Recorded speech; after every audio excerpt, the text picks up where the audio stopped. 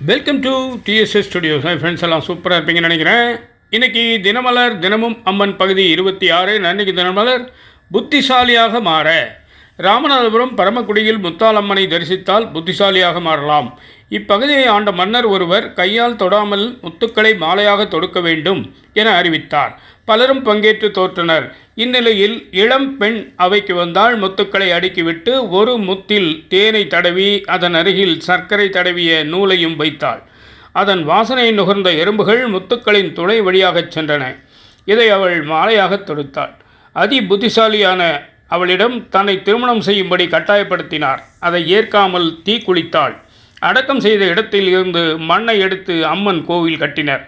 முத்துமணி மாலை கோர்த்தவள் என்பதால் முத்தால பரமேஸ்வரி என்ற பெயருடன் சூலம், கபாலம், வாள், உடுக்கை ஏந்தி இருக்கிறாள். பங்குனி திருவிழாவில் சிவனுக்குரிய ரிஷப வாகனத்தில் அம்மன் பவனி வருகிறாள். இவளின் உக்கிரம் தனிய மாசி பங்குனியில் பூச்சொரிதல் நடக்கிறது. அன்று பக்தர்கள் பால் குடம் எடுக்கின்றனர். எப்படி செல்வது? பரமக்குடியிலிருந்து 1 கிலோமீட்டர். வாருங்கள், வளம் பெறுங்கள். நன்றி, வணக்கம்.